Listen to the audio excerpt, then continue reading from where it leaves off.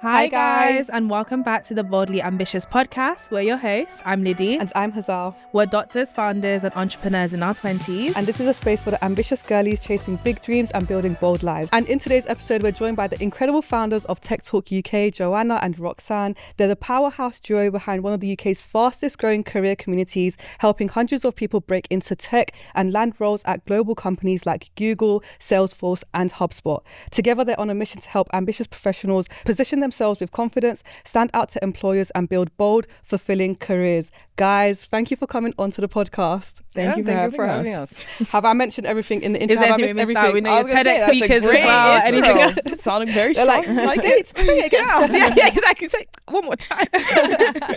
I'm really excited for this episode because I feel like you guys are in a position where obviously you've helped so many people land jobs in amazing companies, and I feel like for the boldly ambitious girlies, you can just give them all the tips and all the pointers they need to just get into the careers they really want to get into. Yeah, I'm excited. I'm so excited for sure. But before we start, guys, these are our doppelgangers, by the way. This is. Do you guys see it? Do you see the result? Do you see? You see it? They're basically the more mature, put together versions of us. No, for sure. Do you know one thing I love though? Like, guys, we actually only met like 2 weeks ago. I know. It clicked immediately. Honestly, I feel like we clicked immediately, and I was just like, no, we need to. You guys are doing such amazing work, and I was like, we need to get you guys on the podcast and just, get you guys to drop some gems about everything you're up to and how the ladies can optimize their careers and stuff. Love that. Yeah, let's do it. But before we get into the career gems for the girlies, can you take us back to the early days? How did your environment, your background, or access shape the way you saw career possibilities? Yeah, so I can start. So I grew up in Brazil. I lived my whole life there. I went to live in the US for a little bit. It was the first time that I lived outside of the country. Grew up not speaking English, so English was not one of my first languages. And then after that, I went back to Brazil, started studying engineering because I was really good at maths at school. So I was like, okay, I'm going to study engineering because why not? Yeah. Like my mom was also an engineer and my mom was an entrepreneur as well. So I didn't know exactly what I wanted to do. I feel like I spent a lot of years being very frustrated on like not knowing my calling because like half my family is doctors as well. So like they knew exactly what they wanted to do. Yeah. And I was like, okay, I have no idea. So I'm just going to do this. And then kind of carried on. I did half of my degree and then I was like, I don't want to do this anymore. Like, I don't see the point of studying like chemistry and physics. So I wanted to do something different. And then that's when I moved to the UK. And I met Rox at university there and basically studied business. So switched my degree as well. We lived in China, in France together, so kind of moved around because I always loved moving around as well. And I realized that like after I went to the US and like learning other cultures and then kind of stayed here after and then started building my career here. And again, after uni, completely lost, no idea what I was doing. Ended up working in customer support for a company, so like picking up phones and everything. And then finally found myself in marketing. So I built my career in marketing for the last couple of years. I was heading marketing teams in startups. And then, I loved what I did. Like, I loved my career in marketing. But then I think this entrepreneur mindset was always like in the back of my mind, especially looking at my mom as well, like as an inspiration. And then, like 4 months ago, we just decided to go Tech Talk full time. And then that's what we've been doing so far. Wow. The unison. And what about you? Yeah, so I'm Roxanne, the other co-founder of Tech Talk. I'm half French, half from Cameroon, but grew up most of my life in Cape Town, South Africa. So I actually have quite an international background. Like I was born in France, but then moved to the UK for a bit. Lived in Alaska for a bit, then lived in Nigeria. Alaska. Yeah, that's a bit of a... That's always the one that throws people off. It's like Cape Town is fine. Yeah, Cape Town. Alaska, then Nigeria, then Cape Town. So I moved to Cape Town, South Africa when I was about 7, and then lived in Cape Town from 7 to 18. So quite international. Lived in a lot of different types of environments, which I think kind of gave me the mindset that, you know, just because you see so many different types of things, you kind of see the world as your oyster, I think. And like, you don't take too many things for granted just because you've seen so many different types of environments, how different types of people live. I think it's naturally made me just very open-minded because as a young person, I was just always questioning stuff, like just because things were so different, right? So in Alaska, I'm like, why is it so cold?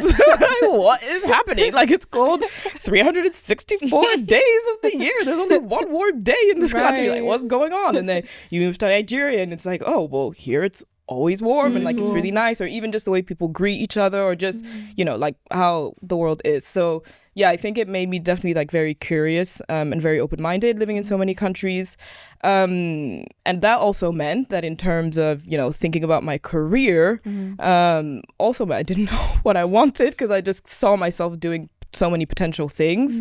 I think actually up until the age of like 12, 13, I wanted to be a singer. I wanted to be Beyonce, very specifically. Can we get I could. demo? Can we get cheeky acapella? No, absolutely not.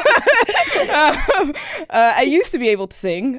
People are like, oh, you don't lose singing. I'm like, yeah, well, exhibit A, yes you can. But no, yeah, I used to want to be a singer. I used to go to like musical theater school, things like that.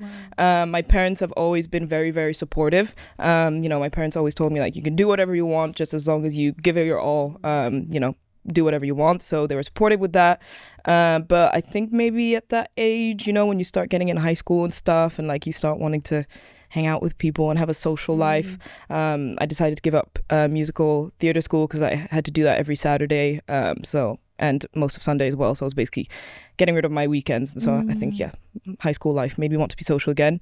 But at one point I wanted to be a lawyer. At one point I wanted to be an entrepreneur. At one point, I wanted to be everything, essentially. So I think growing up, I didn't necessarily know what I wanted to do, but I had a lot of confidence that whatever I would end up doing, I would give it my all and that it would work out. And then, yeah, after high school, moved to London, where I met Joanna at university. So studied international business with Mandarin and Spanish. And yeah, I think even at university, because it's quite a general course, like international business, I didn't necessarily know what I wanted to do. But one thing that I was always quite sure about is that I wanted to work in the tech industry. Honestly, I think maybe at the time I didn't necessarily know in so much detail like why, but something that really drew me to the industry was how open-minded it was, right? Like when I pictured tech in comparison to like professional services, which is like consulting or finance, I saw those industries as quite rigid, right? And I think especially like as a woman, as a Black woman, like I just saw tech as quite young, quite dynamic. And so I was like, yeah, I want to work in tech. I don't know what, but I want to work in tech. And so, yeah, I think like when I left university, same thing as Joanna, I had no idea what to even type in Google. Like I remember just typing tech jobs for people with no experience. But yeah, literally not even knowing what kind of departments exist, what kind of title exists, things like that.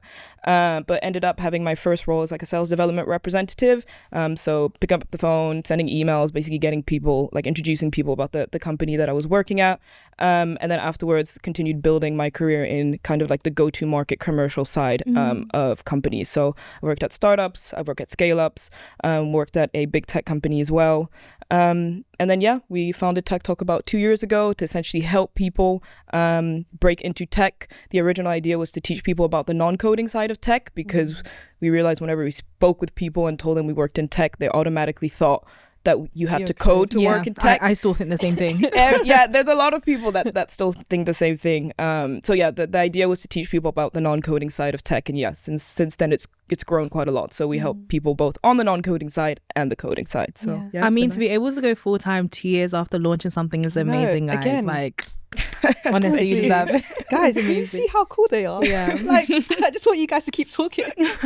But honestly, I love that. Obviously, you guys have quite different backgrounds, but I feel like your backgrounds are different but similar to each other, and you've just been able to find each other at uni and then start this amazing platform together, and just to help people who are essentially in the positions you were in. But I feel like you both come from quite different backgrounds. You moved countries, you navigated rejections, facing layoffs, but you still managed to break into quite competitive roles and then go into also creating your own business as well. What do you think most people get wrong about landing their dream job? I think a big part of it is people don't take the time to think about what it is that they want, which is quite normal, especially at the beginning. You don't have like a ton of exposure, so you don't even know what's out there. But yeah, they'll kind of just be more influenced by like external forces, right? So what are their parents saying? Like, what are their friends saying? What is like a podcast that they watch and they're like, oh, that person said they did this and they made tons of money, so I'm just gonna go and do that without even thinking about like, you know, does my skill align, or like, is this even something that I think I would be good at or that I would enjoy doing?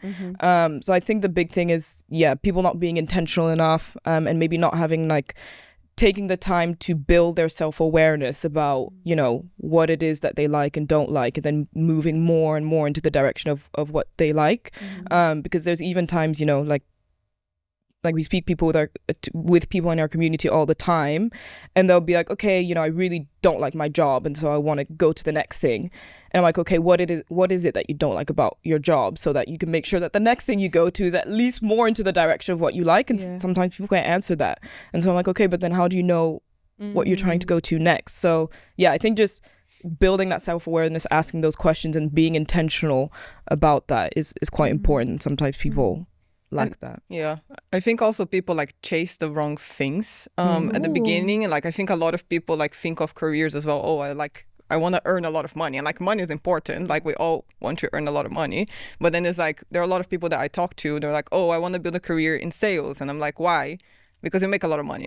And I'm like, but you're actually going to enjoy what you're doing on a day-to-day basis, because if you go into a job, like you're going to be spending most of your time at that job, like with those people. So if it's not something that you like and like drives you, then you're going to be miserable in like 1 year, 2 years. So you really need to like, that goes back to the self-awareness as well. Like you need to understand what you like doing, and then also like putting that together with like how much you want to earn and like the amount of freedom you want to have. But it's kind of like a combination. And you also perform better. Like if you actually like your job, you'll perform better. 100%. So. No. And I think one thing you guys are touching on that I think isn't spoken about enough when the topic of career comes into play, especially in the academic spaces or even at home when you're speaking with parents and family about what you want to do when you're older, is building self-awareness about what you genuinely like and what you genuinely don't like. You're right, money is going to be an aspect for many things, but you know, we have friends in high paying jobs who are like, this is too much for me, I'd rather be paid a little less and be sane. So I love the fact that you guys are touching on such a key thing that I think more young people need to prioritize, and that is building self-awareness about who you are, what you enjoy and what you don't enjoy. And yeah, that's why for me, I always talk about experimentation and exploration online. Like you need to be exposing yourself to things so that you can actually learn about yourself and make an informed decision from that. Yeah, I think sort of touching on what you were saying as well, I think we're in a sort of an age where we're sort of told to just chase the job that will make you the most money. And I feel like that's what the number one thing most people think about is like, oh, how much is that job going to make me? Or what's the most highest paying job? But you're saying the right thing. You're going to spend most of your time at that job and with those people. And if you're not having a good time, your performance is going to be impacted, but also how you feel about your own job is going to be impacted as well, and you're probably not going to stay in that role for very long. So yeah, I think having that self-awareness of what actually matters to me outside of the pay. Obviously we're not saying the pay doesn't matter, because it is a very important factor, but it's not the only important factor. And I just wanted to ask, what is the thing that you come across when speaking to people that they have the most dissatisfaction with when it comes to their job? Is it mainly the money aspect that comes into it, or are there other factors that they're just not aware of as well? I think right now is more like flexibility. I feel like a lot of people, especially after COVID, kind of like unlocked something on when everyone realized, oh, I can actually work from home. I don't need to go to the office. And in the tech industry, like you see that a lot, like because it's not like physical place, like you don't need to be in the office. So there are a lot of people like migrating from like working in restaurants or working in retail, wanting to go to tech because of that. And then so like this element of remote work and like being able to work from home, I think is something that people are looking for more and more, because they saw during COVID that actually they can spend time with their family. So I think this is one of the main things that we hear. Yeah, I think spot on. Like flexibility is definitely a big one. Salary, of course, but I think also just like the teams that they work with, like if they're currently in a company or in an industry that's, again, like very rigid in terms of like, you know, kind of micromanaging, or just like they don't feel like they have the freedom to like build or innovate or experiment. They feel like they're just here to do a job, do what they're told, and then go back home and like do it all over again the next day. That's where the dissatisfaction comes, I think, especially with like the younger generation. And again, I think at the time I wasn't like analytical in that sense, that I realized that that's kind of what I was drawn to about tech. But you know, tech is very fast paced, it's very experimental. Like, you know, they people in tech want you to fail. They're like, do as many experiments as you can, fail as quickly as you can, and they see that as a good thing, right? Because it's like the more you fail, the quicker we get to the answer. Whereas in other industries, it's like you can't be wrong, you know. Like, I mean, you're not going to be a consultant and be wrong in front of the client. Like, then it's like, why am I paying you this much? So yeah, I think like kind of having that mindset, especially for like the younger generation, of like really wanting to like experiment, build things, like have more ownership of their own career. And generally tech really has that type of mindset and like allows you to be that type of professional. So I think a big part of dissatisfaction also comes from that, like just wanting more ownership, or just like moving to something that's a little bit more in line with how they think. Well said. I think since COVID, another thing that's happened is the number of people experiencing layoffs has been increasing exponentially, I feel like. And I think you shared how you had experienced that as well, Rox. How has your experiences with that shaped how now you help others position themselves so they don't find themselves in similar positions? Yeah, I think considering that I went through that experience, like the first thing to think about is that it's like I'm able just to share my story and tell them like this doesn't define you. Like the fact that you got laid off has nothing to do with you or that something's wrong with you. And as you said, we've been seeing more and more of them, and I don't necessarily think it's going to stop just because of how with AI and how quickly things are moving. Like I do think there's going to continue to be layoffs. But yeah, I think like seeing that almost as an opportunity, because that's how I ended up seeing it. Like, in the moment it stings, it sucks, because, you know, you go from one day having a job in a company that I really, really enjoyed with a team that I really, really liked to be in, actually for an opportunity that took me months to kind of go through, and like a lot of transformation mentally for me to believe that I deserved to be in like a big tech company, to like having that ripped away from you within a couple days was just quite devastating. But you know, kind of seeing like, okay, yes, this happened, but that just means that there's another opportunity next to me. You know, I have more experience than I had before, so that means you know, I can kind of go through that and like land something even better now, and I know kind of like my worth. And yeah, I think the main thing is just that I can empathize a lot with people about that situation, and just letting people know that it doesn't define you. And like, as long as you just approach it with the right mindset, you can actually get even more things that you didn't know you deserved from that. I love that, because I feel like it's something that must be quite almost like it must hurt from so many different perspectives. Of obviously you worked really hard for it and then it's been ripped away from you, but also like what happens next as well. So I love that you're now able to look at it from a position of, you know, it does get better, and it also doesn't define you, because I can imagine in that circumstance it must feel like, you know, this is it, and you know, it seems like there's no way out of it. But I'm glad you were able to come out of it, and hey, maybe if you didn't have that experience you wouldn't be here today. So yeah, 100%. Like, I mean, I that was one of the things that I reflected on, like when being laid off. Like, I actually wrote like a LinkedIn post about it, and I was like, oh, like one of the things that I'm happy that it happened pretty early in my career, where, you know, I don't have like a lot of responsibilities, in the sense that I don't have kids, I don't have a mortgage, so, you know, it's like I'm quite happy that I can like bounce back quickly, at least financially, from the situation. And I'm happy that I learned this lesson early in my career. And I think the second thing that I learned is like multiple streams of income is necessary, because get into it, because you know, again, from one day to the next, like your salary can just be gone. And so you need to have different buffers just in case, and like just always prepare yourself for whatever type of situation. So yeah, I think that was a big learning as well, is that your job, yes, doesn't define you in terms of who you are, but even just in terms of like finances, you need to be ready. You need to have multiple options. On this podcast we talk a lot about building a life that truly aligns with who you are, and how can job seekers take that same intentional approach with their careers, not just landing any job, but the job that feels right for them? I feel like it goes back to the self-awareness, right? Because you need to really understand what is it that you want to do, and like you need to do that exercise as well. And I think from an early age, I feel like that's where universities really can tap in. Like, I don't think, from my experience, at least at universities, like they really shape you to knowing where you want to go. It's like they kind of put a lot of things in front of you that a lot of the times you're not going to use in your job anyways. So like, I left university not having an idea of what I wanted to do. Like, I knew frameworks and I knew like how to analyze a business, but I was like, okay, what do I do with this now? So I think like there is a lot of work to be done on the university side, but also like you need to drive that self-awareness awareness to know where is it that you want to go. And then from there, like, you can kind of take the steps to get there, right? But I think the main challenge, at least what we see in the community, is that a lot of people don't know where they want to go. So that's like the first hurdle you need to figure out, because once you know where you want to go, you can put all your energy, all your effort to go in that direction, and not like just spread yourself into 10,000 different directions and be like, let me see what sticks. So like you need to be like very decisive and be like, okay, I'm gonna try to go for this, and I'm gonna do everything in my power to do this. And if it doesn't work, like I learned something from it, and then I can go and do something else, you know. But I think that's really important.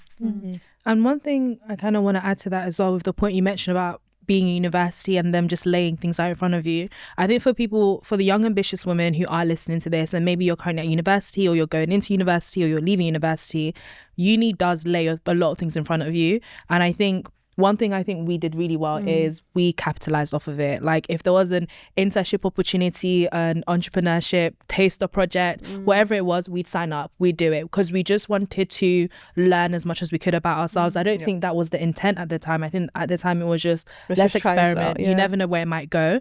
Because I once heard a phrase early on in my kind of adulthood that I think really it altered my brain chemistry, and it was keep pulling the thread and see where you end up. And I heard that at a digital networking event I went to during COVID, and it changed everything for me, because you're right, for some people they don't know initially what they want to do, but I think when you start taking those initial steps of self-awareness and you keep pulling the thread, eventually it leads you somewhere. I don't know where somewhere is, but somewhere. I think you made an interesting point, right? Because everything you just mentioned that was really helpful were basically extracurriculars. So it was outside of the lecture room, which is but that's important, right? Because I think, you know, as you said, like university will give you a lot of things, and then there's things that are mandatory, like you need to attend a certain amount of lectures, otherwise you don't pass, you know, your grade. But actually where it's more helpful is like you venturing out to the other things that aren't mandatory, but you know, that you have access to. And so every university is going to be different. Like some will have more resources than others, but if your university has those resources, then definitely tap into those. And if it doesn't, then, you know,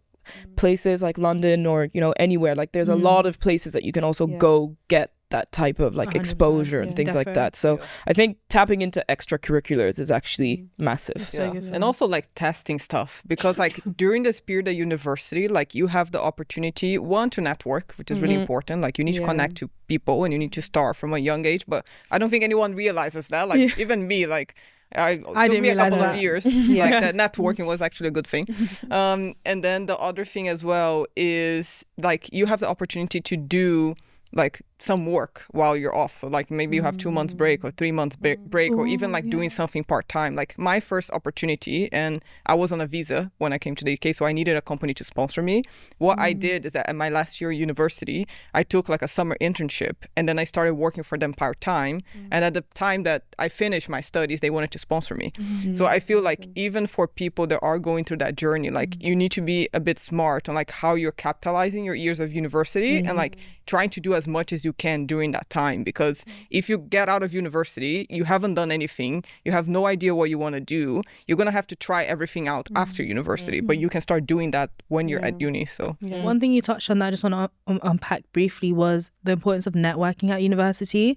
Just like you, I figured out a bit too late, you know, the importance of it. But for our viewers listening now who are, you know, they're ambitious, they know they're meant for much more, and they want to start thinking about their career now, why do you think networking or putting effort into networking is important while you're at uni?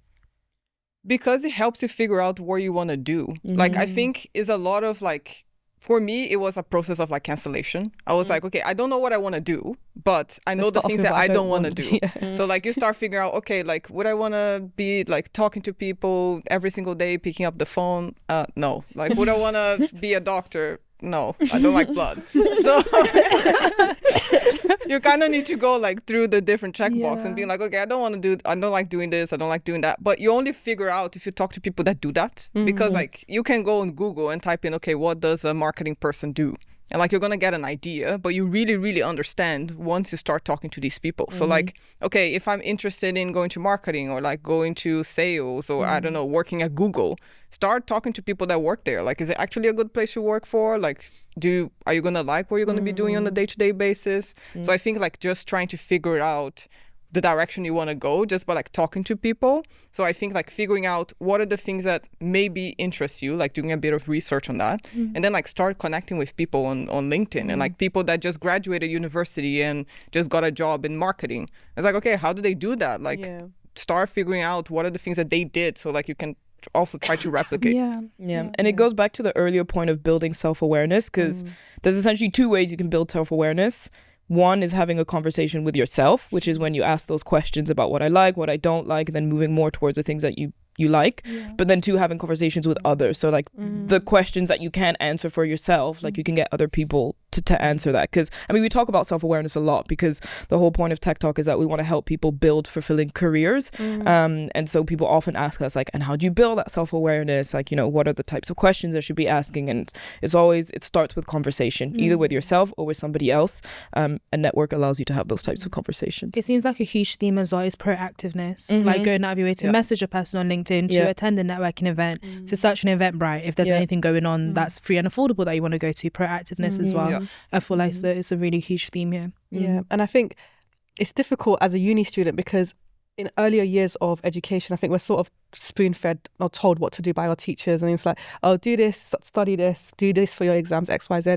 And then you get to university, and I guess maybe a lot of in the earlier years, students just expect the same, but the lecturers are there to teach, but that's where it stops. You don't have that same one-to-one or however many to one support that you did have in your earlier years of education. That's why it's really important to be proactive, because there's so much opportunity, even not just at your university, but globally, even online, there's so many opportunities, but you need to have that thought process of, okay, I need to go and seek these opportunities out myself. They're not going to come and land on my lap. And the people you're looking at who might have the jobs you wanted, it might be because in their first year of university, they were applying to internships instead of letting the summer waste by. And I'm not saying every day has to be productive, but if you do have these big goals that you want to achieve and get into these competitive roles, you do need to start slowly making a move here and there whilst you're at university, so that when you get out of university, you're matching with your mates who are trying to, you know, get into these competitive roles as well. Yeah, and if you build that skill of like being proactive, because realistically that's also how a career is built. Like, you know, if you want a promotion, like you have to be proactive about it. It's not just gonna happen. Exactly. And so having like that like knowing how to drive your career is like a skill. And so if you learn already before how to be proactive by knowing how to network and like, you know, knowing how to bring ideas to the table by having this exposure and by doing this experiment, it will actually also help you in your career, because then you'll just fast track that, because you don't have to learn that proactiveness again from the beginning. For the women listening to this today who feel like they missed the boat at university, do you think it's too late to start developing the drive and the proactiveness now? It's never too late. Yeah. Do you guys tend to work with a lot of older people as well of UK Tech Talk, or do you think you mainly see uni students? No, we work with a bit of everything. Like we have people that are recent grads, we have people that are career switchers, we have like senior professionals as well. And I think like, yeah, it's never too late to do that. Like, again, I wasn't born being proactive. Like, I was actually an introvert up until like really 2 years Don't ago. lie to us, Joanna. No, but I was like really introvert. Like, I would hate networking. I would hate like doing things like this, like going on stage. Like, I would feel very. Guys, she's having fun. I'm having fun here. No, but like for me, it would be like so much anxiety that I wouldn't enjoy myself, you know, and like I had to get over that. And like, for example, like Instagram helped, like I had to post a lot, like talk a lot on the camera, and then like you kind of get comfortable with that. And proactiveness, same thing. Like at the beginning of my career, I didn't speak out loud. Like I wasn't like putting my voice out there, and I wasn't getting promoted as quickly as I was on like the later 3 years of my career, because I was like, okay, like I need to be proactive. Like I need to show my value. Like I need to speak up for myself, because no one else is going to do that. So it's something that also like I've built throughout my career. And I realized like, okay, like this is a turning point that if I do this, like is going to help me. So again, like for me, it came for me later on. I think for Rox, probably same thing, but yeah, it's never too late. Like you can do that, like no matter the stage you are in your career, and it's just going to help you like excel from there. And if there's someone listening who is in that position where they've finished uni, they're not happy with their job, but they don't really know what to do next, and they haven't really been very proactive, or they haven't got very many experiences, what are they missing by not taking that first step because they think it's too late? they'll just stay stuck in like the same feeling, basically. Like if you don't take action, you're just gonna feel this. If you stay the same, you're gonna feel the same way in a year's time. So, you know, if you want something to change, then you need to take some sort of step, some sort of action. Because what's the worst that can happen if you take action, right? Like you might end up being where you are, but you might end up being where you don't want to be somewhere better than where you currently are. So I think in that position, it's just think about 1 year from now, do you still want to feel like this? Exactly. And if not, do whatever you can to just take that first small step. Yeah, and ultimately that also leads to burnout, right? Because like a lot of the reason why people feel burnout is because they're miserable on what they're doing. Like there is an element of like overworking yourself, yes, but like a lot of it is also because you're not enjoying what you're doing and you don't see the purpose in what you're doing. So like it kind of like spirals down to like you being burnout. And I think like this is being more common now, more and more. And I think people are realizing that. So I think like the worst outcome is like you're going to be burnt out and you're going to be miserable at what you're doing. And then at some point, like you're going to have to change. But unfortunately, I think a lot of people need to go through that to realize that they need to change, which again, like it's, you can talk as much as you can about it and like try to educate people. But I think like that drive needs to come from you. So if you guys are enjoying this episode so far, please make sure to like and subscribe if you're watching on YouTube, and if you're watching on Spotify, please make sure to follow us and leave a 5-star review. So you guys have helped over 200 people land their dream jobs within tech. So first of all, I think that's amazing. Big round of applause for that. But what would you say is one of the most common mistakes you've seen candidates make when it comes to positioning themselves and when they're trying to stand out, but it's just not really working? Yeah, I think one of the biggest mistakes is not actually thinking about the audience that they're speaking to, which depends on which stage you're at. But if it's the CV, it's going to be the recruiter, the hiring manager. Same thing for the LinkedIn. I guess same thing also when you're interviewing. But yeah, I think sometimes what they'll do is that they'll just talk about all of their achievements and everything that they've done without focusing on the things that the hiring manager is looking for. Like you're better off talking about 3 things that you know the hiring manager is looking for, and that it'll have the hiring manager think like, okay, nice, they've worked on these projects, they can then do the same in my team, versus speaking about 10 things. And so only 3 of those things hit and the 7 other, like majority of it is just like, okay, like that's not relevant to what it is that I'm looking for. So I think people not, thinking about their audience and tailoring either their messaging or their CV to the people that they're trying to impress, essentially, I think is one of the big things. But how can people who are applying for jobs know what the people are looking for on the other side? It's in the job description. So like the first thing simple. Fair enough. Straightforward. No, but it's a good question because like a lot of people do ask us that, but realistically, like at least on the CV, for example, so for the first stage, if you're wanting to get your CV to speak to the audience, it's in the job description. So you look at like, okay, what are the experiences that they're asking for? What are their tools? What are the skills that they're looking for? And then make sure that your CV has as much of that as possible. Another thing you can also think about is the size of the company. So if it's a small company, they're going to want like a builder's mindset, somebody who's very entrepreneurial. So you want to write in your CV things related to you having built stuff, things to you being proactive, versus in a bigger company, they're more looking for like systems and processes, and so you want to talk about building systems and processes. So like CV, you can look at the job description. Similar thing for a LinkedIn profile. And then when you get to the interview stage, first interview maybe not as easy to tell because it's your first conversation, so you'll look more at the job description and then do more research on the company as well to think, okay, like where is the company moving? Like, okay, if they're investing a lot of AI in the product, and you're currently interviewing for a product role, then you want to make sure that as part of your conversation, even if you've never worked on anything related to AI before, but you want to show them that you're interested in it and that you're thinking about it, so that they see the match between how you think and the direction of the company. But then after, like, as you're going through the interview process, actually asking a lot of questions so that you can uncover like what the company is looking for or what the hiring team is looking for, so that you can then sprinkle in some examples or sprinkle in some, just examples that show that you think the same way that that company is thinking about. Yeah. She's made me want to go apply for a job. It's fun. It can be fun. If doctoring stops working out, I know who to We contact. actually hear that a lot. Yeah, After really. we say something, people are like, oh, I actually want to apply for jobs. Because you break it down so well. It's like, Yeah. that makes so much sense. Like, of course I should read the job description if I want to know what they're looking for. I love that. But I feel like, I guess when someone's so used to just applying for jobs and being unsuccessful and applying again, they might be stuck and not realize sort of where they're going wrong. So being able to hear it from experts like yourselves must be really helpful. Damn. Yeah. Can I ask a that. question? Yeah, Wait, of did you want to course. go first? No, go for Are it. you sure? Yeah. No, John, take it. No, I was just gonna say like that's one of the biggest problems as well, is that like people don't stop, and like I'm very analytical, right? Because I did engineering, but people don't stop to analyze what's not working and what's working. Like they just keep doing things on the automatic, and it's not actually like, okay, like this is not working because of my CV, or this is not working because I'm getting to the first stage but I'm not progressing further. Like, what is it? They kind of generalize of like, okay, I'm not able to get a job, so like everything is wrong. But it's like, okay, try to dissect it a little bit more and like see where is the bottleneck, because then you can like try to work towards that bottleneck. So in that sense, it's kind of easy because you can see like, okay, are you getting rejected like after you apply for the job in like 1 minute? A person doesn't reject you in 1 minute. Like, it's completely impossible. So it's like it's a system rejecting you. Right. Why is the system rejecting you? Probably because your CV doesn't meet like the minimum requirement for them to put you forward.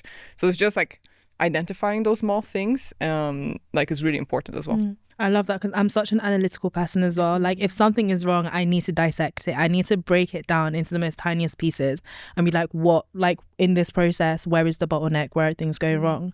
But the specific question that I had in mind that I wanted to ask you guys is for the super ambitious people. I think as someone who's super ambitious, what I want to know is, I saw this thing on LinkedIn once that was like, men of a certain background are more likely to get. I wonder what you.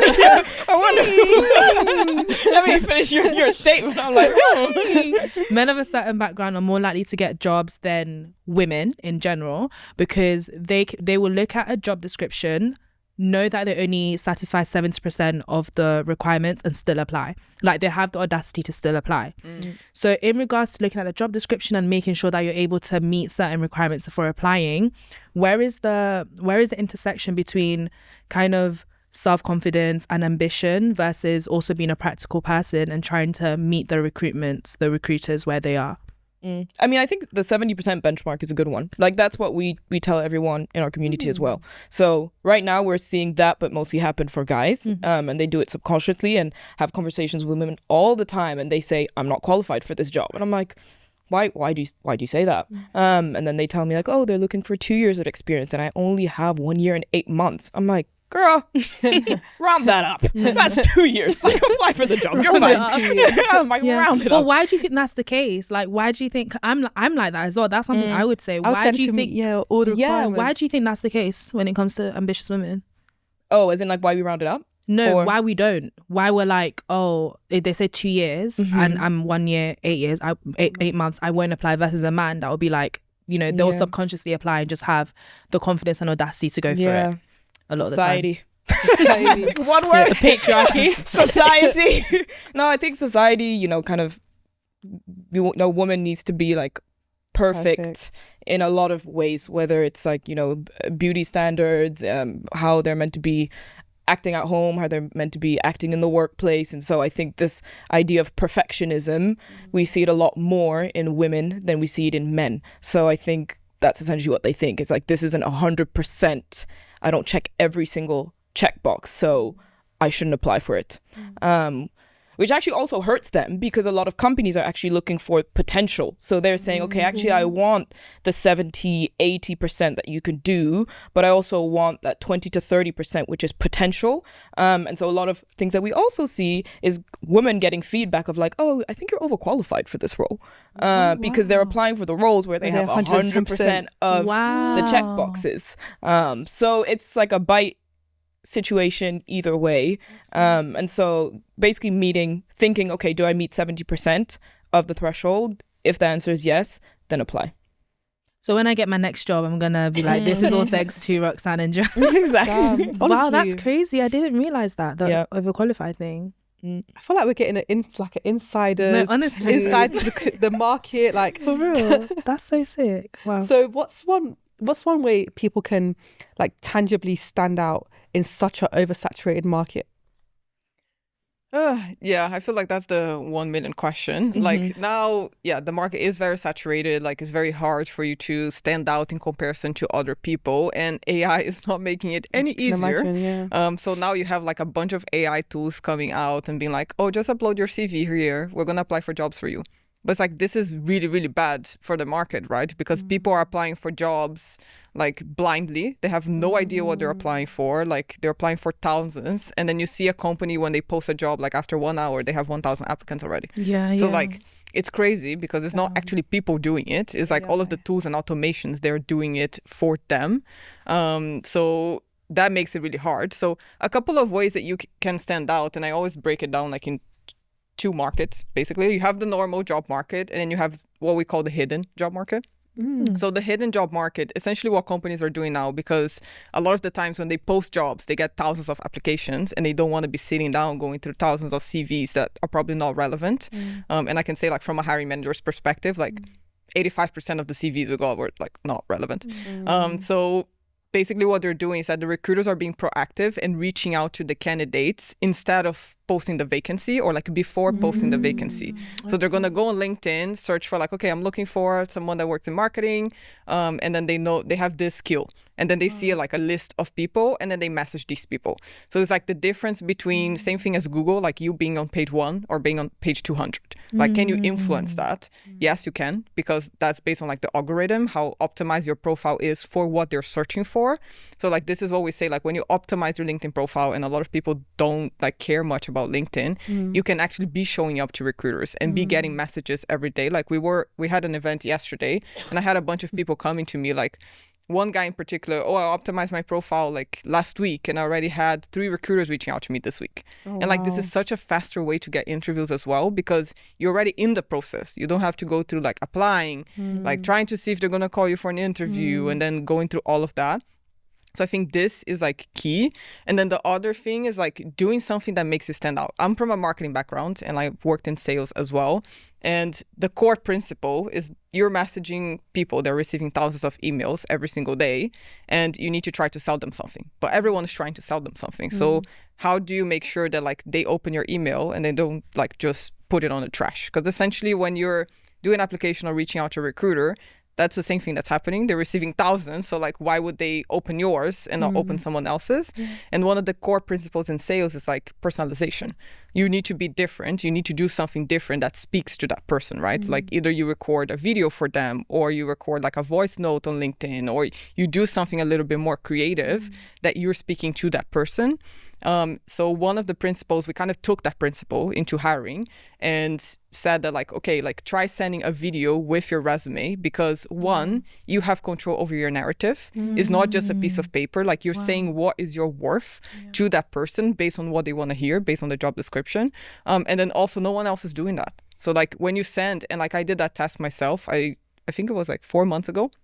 I submitted 15 applications like without, and I was networking like without video, and then 1 with a video. And like when I was reaching out to recruiters with a video on LinkedIn, like I had 6 times more replies than not doing it, because like it really gets their attention. So that's why as well, like on the back of that, we created ResLink, which is also like a video resume platform where basically you can attach a video to your resume. And we've been like advising it for people in our community because it has really been working and we're getting a lot of positive feedback from that. So even if it's not like a video resume, it's like, what is it that you can do that is going to make you unique? So you just need to find that thing. And it also goes back to our earlier point about intentionality, like how important that is, because companies are looking for, especially in this job market where realistically companies have the upper hand, right? Like they're just, companies are not hiring as much as, you know, when there was the boom of digitalization right after COVID. But on top of that, it's also a very saturated market where there's just a lot of candidates in the market in comparison to the rate at which companies are hiring. And so companies are flooded with applications. There's actually like a 70% surge on applications year on year that companies have to deal with. Yeah, it's a lot. And so companies want to see that intentionality and a video, like me creating a 60-second video or a 90-second video to tell you why I'm a good role fit for this role. I'm not doing that for 100 other applications. So a recruiter or a hiring manager being able to see this intentionality, being able to see, okay, you took the time to tell me why you will be valuable to my team, like the response rate is 10 times better. And even for big companies as well, like I was speaking with one of my friends who's a recruiter at a big tech company, and she was telling me that she, even at a big tech company where you have so many candidates applying from all spectrums, including like really, really, you know, people from like the best universities and stuff.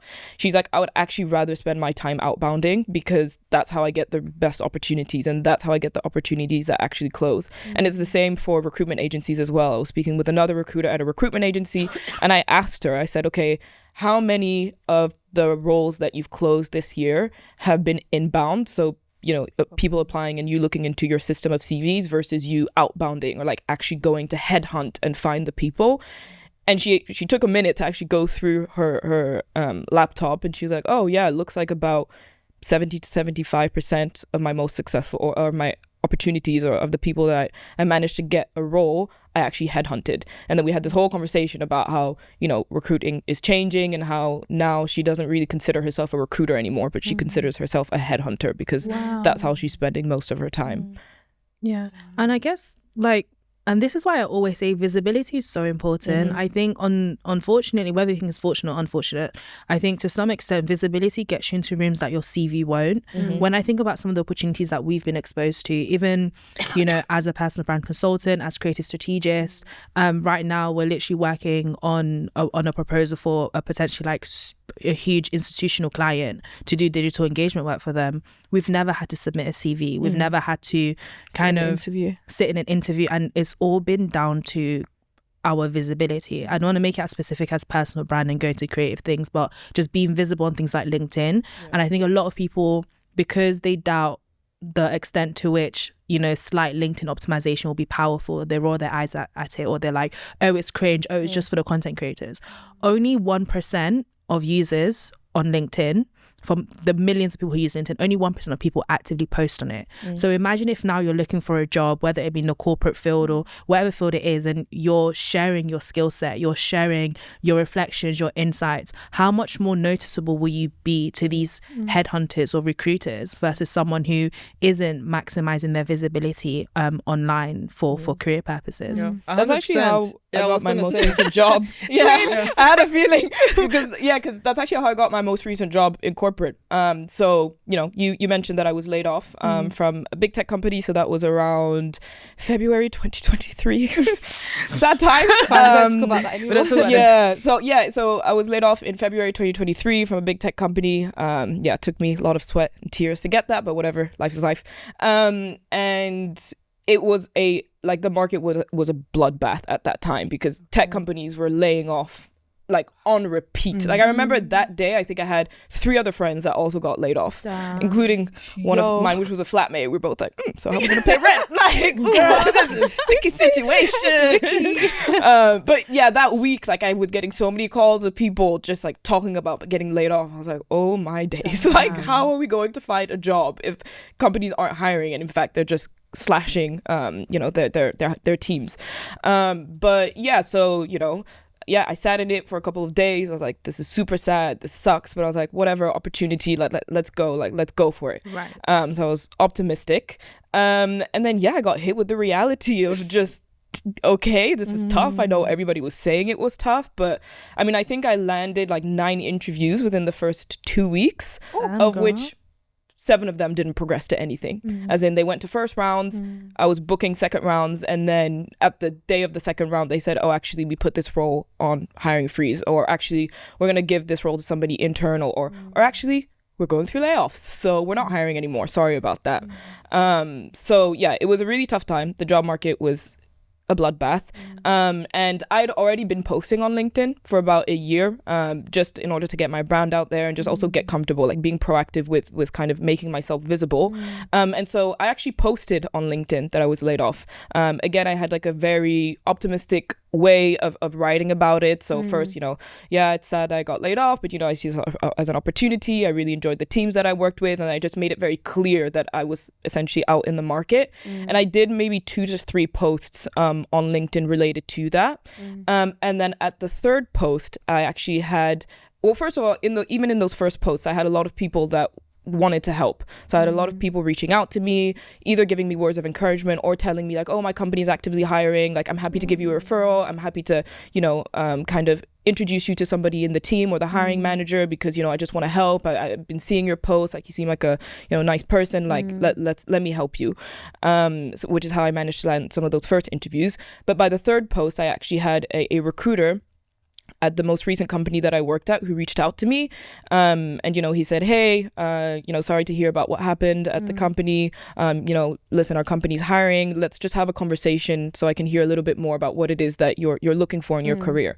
So it wasn't like a traditional interview per se, it was literally just having a normal conversation. And so we talked in that first conversation. I remember he was actually trying to pinpoint me a role that I didn't want to do. He was like, oh, do you want to be an account executive? I was like, I've done that already. And actually I pivoted out to more like go-to-market strategy and like business operations. So I'm looking more into that. He was like, what about channel partnerships? I'm like, that's basically sales. It's just another title. So I'm like, no, I was like, listen, like if you have any revenue operations types of roles, like that's kind of what I'm looking for. But really appreciate this conversation, all that kind of stuff. So already that, in terms of me knowing what I wanted and being able to break that down for him, I think he appreciated. And then we kind of just had that conversation. There was nothing from it, because there was no active roles at that time that I was interested in or that was a good fit. And then 2 to 3 weeks later, he reached back out and he said, hey Roxanne, we've actually just signed off all of like the hiring plans for H2 of 2023, and guess what, we're looking for somebody in revenue operations. So would you want to be put in the interview process? And I was like, yeah, of course, like, let's do it. Can you send over the job description? And he was like, well, there's no job description, actually, because we just signed the role off like this morning. And so it's not on the careers page. So yeah, it's kind of like, do you want to be put in the interview process? Yes or no?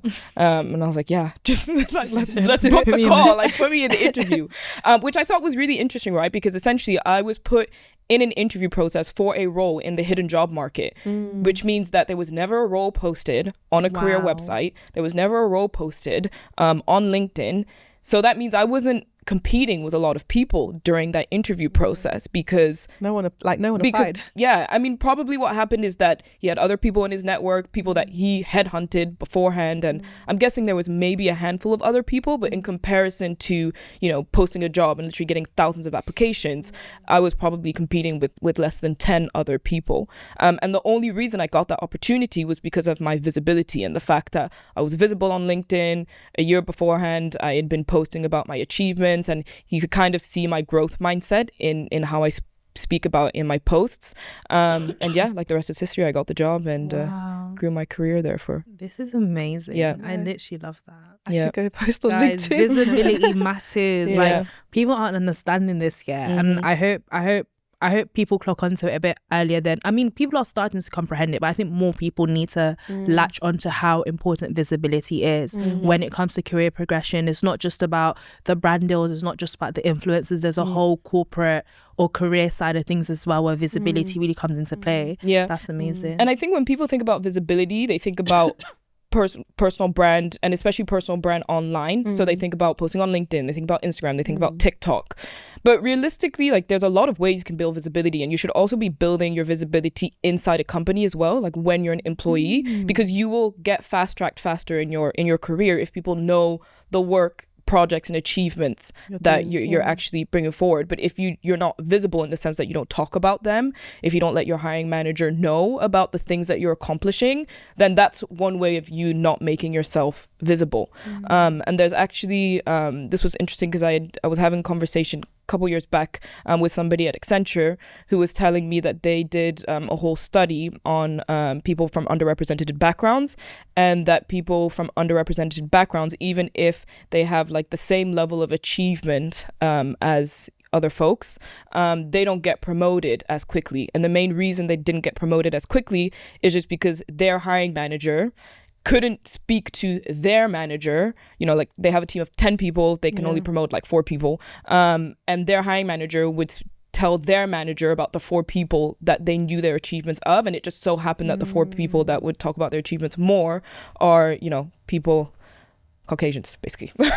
Because people from underrepresented backgrounds are more taught to like keep your head down, do the work. If you work hard, then you will be rewarded, which isn't like, to a certain degree, like yes, you need to work hard, but you also need to talk about what it is that you're achieving, so that the hiring manager knows that and they can speak to their manager, so that you also get promoted. So visibility isn't just about what you post online, it's also about how you talk about what you do with the people around you, so that they have like a perception of you. A big thing about personal brand is like, what do people say about you when you're not in the room? Exactly, that's essentially personal brand. But there's so many things there as well, and like people being scared. And I can talk about, because I know like in the UK, a lot of the people here are on a visa or like need a visa to be here. Like same thing for me. So at the beginning, when I was working at my company, you have the element of like, okay, like the company is sponsoring me, so I own them something. So I need to like just stay quiet, do my job, like not raise any flags. So like I don't risk being fired, So I think like there's also the element of like being self-conscious of okay, something bad might happen if I like raise my voice, and then this is like the thing that you really need to overcome, right? But it's really, really hard. But then the moment that you do that, kind of like completely excels your career. Because like for me, like when I joined that company, I was an intern, and then basically like 5 years later I was like a director. So it's like you can grow really quickly if you can create that visibility. But like if I compare like the first year, 2 years where I was like basically shrinking myself, like that completely set me back, and then after, like you need to go after it. But once you unlock that, like the opportunities are infinite, like once you get people in the company to know your value, like know what you're bringing, like the sky's the limit, basically. I'm telling you, I'm applying for a job. No, I'm so happy that we got to have this conversation and also explore the visibility offline aspect, because I think as doctors who are in the creative space as well, I think that's one aspect where I haven't required to. Is that the word? I haven't needed to be visible offline. It's mainly been online for me. So I'm so happy that you guys can kind of shed a light on the offline version of it as well, because you are right. I don't think a lot of people understand that visibility offline is a thing. And I think that study you shared is really powerful too. And hopefully will give those listening to this episode from underrepresented backgrounds the ammunition they need to be a bit louder and more confident and unapologetic about their achievements and qualifications at work. Love that. If someone listening is currently job hunting and wants to land a new role in the next 60 days, what 3 things should they start doing today? 1, optimize their LinkedIn profile so they can tap into the hidden job market. That's really important. 2, know your direction. Like you need to know where you're going after. Otherwise, you're going to spread yourself too thin into thousands of different things. And like we see a direct correlation on the people that know what they want and like have a focus, they get the job much quicker than other people. So like you need to have that focus. That's really important. And then the 3rd thing is networking. Like you need to network. You need to like get out of your comfort zone, like reach out to recruiters, hiring managers, like peers. Because a lot of people, when they think about like networking, even when we talk to them, and I had someone at the event yesterday saying that as well, it's like, I don't have a network. I'm like, you don't need to have a network to network. Like you're building your network. That's what networking is about. So you need to like just go out and message people that you haven't talked to before, like people that have a similar background than you, people that did something that you're amazed by and like you want to replicate that, you want to try to do something similar as well. What is it that they can bring to you that is valuable? Because a lot of people approach networking as very transactional. It's like, okay, I'm going to reach out to this person, but they need to give me a referral. They need to put me in the company. But it's like, they don't need to do anything. Like, they don't know you. So you need to go into the conversation like, okay, I want to build a meaningful conversation and have a meaningful conversation with that person. And if they see the value in you, great, they can refer you and they're going to want to do it. So it's like you can't really force that into someone, and because no one is going to engage with you. So it's also being strategic about how you're networking and like showing value up front before asking stuff from someone else. Yeah, I think just one thing to add on that as well is just a big part of it as well is mindset. Like you have to trust the process and you have to trust that there's going to be rejection, there's going to be ups and downs. It's part of the process. Any point where you're going through transformational change, there's going to be pain and there's going to be challenges, but don't reflect that pain as challenges, as something's wrong. Like actually something's right. Like if you're going through this thing of like this feels uncomfortable, I'm speaking to people I don't know, or like I'm doing something outside of my comfort zone, then that just means that you're growing and you're getting one step closer to where it is that you want to be. So I think people also need to have the mindset of it's fine for things to be down, because it's going to be down at some point, but it's actually more about how quickly you pick yourself up afterwards, so that you just move forward and get to that target. And I think on that as well, it goes on celebrate the small wins, which is something that we touch on a lot, because like people tend to see the win as like getting a job, but it's like, no, you're progressing throughout that. Like maybe you spent 2 months without getting an interview, now you got an interview, like that's a win. Or like maybe you never went after the first stage and now you went to the third stage, you still didn't get the job, but like that's still a win. So like you need to track your progresses and like see them as wins, because otherwise you're just going to think that you're failing all the time. And again, like that's not something that's going to get you where you want to go. Wow. I feel so inspired. Like, no, that was wow. I really love I love everything you said, and I think especially the part about like whenever you're going through transformational change, there's going to be pain. I think that's something that we don't comprehend enough, or we don't want to accept sometimes. And I know as people who right now, there's so many different things we're trying, from launching this podcast, my personal brand consultancy business, and all these different things that I'm exploring at the moment as creative strategists. There is a lot of pain that comes with it, and a lot of downs, and I think sometimes you forget it's part of the process. So I'm just so happy that you shone a light on that as well, because I'm sure I haven't been through this, but I'm sure for people who are going through the job market woes, it's a difficult process and mentally taxing. So I think it should be encouraging for them to hear that as well. Yeah, and I think especially because of how mentally taxing it is, and how the market I know is in a terrible place, and it has been for a while now. That's why it's so important to celebrate the small wins, because you're not going to be able to keep going if you hyper fixate on the final goal, which is obviously to get the job. You want to get the job, we want you to get that job, but you need to celebrate the small wins in between to give yourself the power to keep going, because I can imagine like rejection after rejection is not easy, but one was rejection at stage 1 and one was rejection at stage 3, like you're saying, and that's still moving in the right direction. It's hard. And like even when you're building a business, right? Like you want to get somewhere, but like it feels so far away. You're like, so far. Oh my God, I'm not making progress. But like if you don't dissect it, like you go crazy. You're like, okay, I'm never going to be able to get there. Like, Analytics. You need to see like the wins, and you're like, okay, take those wins in, because like that's what's going to fuel you to like go to the other win, and like go to the other win, and then like carry on that process. And also just comparing yourself to yourself, like never comparing your journey to somebody else, because as entrepreneurs, it's easy to compare your journey to somebody that's been doing this for 15 years, but same for job seekers, right? Like they'll look at somebody else's story and say, oh, like they already have a job. I'm like, but you don't even know their backstory. So don't compare what 1% snippet that you see on how they landed their job to your journey. And, they maybe even started at different steps. Like you'll have somebody that says, oh, they landed a job in 3 weeks, and I'm like, yeah, but they just went from the same role in the same industry to another same role in the same industry. So you're going for a career pivot, so there's going to be more of a gap, and there's more of like a transformation that you need to go through. So I think like just make sure you're always comparing yourself to yourself and not to other people, because that will just eat you up. You guys need to write a book for like Gen Z's in the career space. Like so many gems, visibility, put it on LinkedIn. No, guys, that's literally amazing. Honestly. I'm learning so much from this. So when we finish off our episodes, we like to end it off with a section called Dear Ambitious Girlies, where we tell the girlies sort of one line or takeaway from this episode, and we start it off with Dear Ambitious Girlies. So which one of you would like to start, and what would you like to say? Okay, I would just say, Dear Ambitious Girlies, believe in yourself, trust the process, and be unapologetically you. Oh. What can I say now? Let's skip. You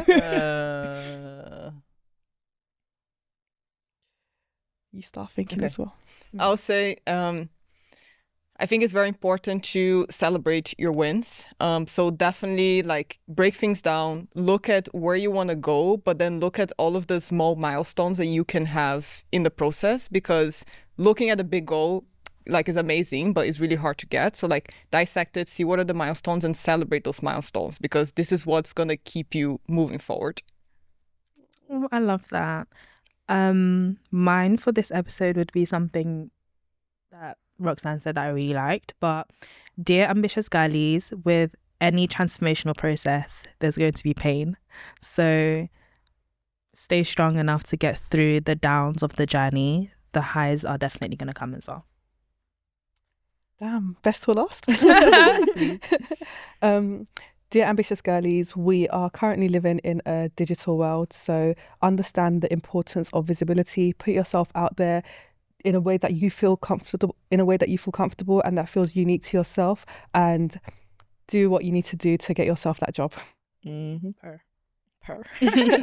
Well, thank you so much, guys, for this amazing episode. I feel like I'm going to rewatch this and take notes. Take notes, serious. Write my own book. Yeah, the hidden market, what's that? I was like, for the girlies who are watching and listening, where can they find you on the socials? Everywhere. Mostly on Instagram. We have our Instagram account, TechTalkUK. We're also on TikTok. We are on LinkedIn. We're trying to use a lot LinkedIn, so it's easy to reach us on LinkedIn. We have our community as well. So yeah. And what's your website? Our website is techtalkuk.co. Perfect. And you guys should also check out, was it ResLink? Yes. Yeah, it sounds really cool. I feel like I now need a video resume. Genuinely. Everybody needs one. Yeah, definitely check it out. Reslink.io. Wait, did you guys build that from scratch yourselves? I mean, we didn't develop it, but we have a team that did it. It's yours. Yeah. Wow. So It's when you guys sell it for billions of pounds, can I get Let's see how many users this podcast soon helps us come? get. Yeah, no, for sure. We'll link it below. Yeah. Well, thank you very much, guys, for watching and listening to this episode. If you did enjoy it, which I'm sure you did because I enjoyed it very much, make sure you do like and subscribe and follow us on Spotify, and also leave a 5-star review and share this with all the girlies. Everyone who's looking for a job, has a job, thinking of changing their job. I think this episode is just going to be so valuable for everyone. And also make sure to follow us on all our social media at Lydia and Hazal for our personal page, as well as at Boldly Ambitious Pod for our podcast page as well. And with that, we'll see you in a new episode next time. Bye.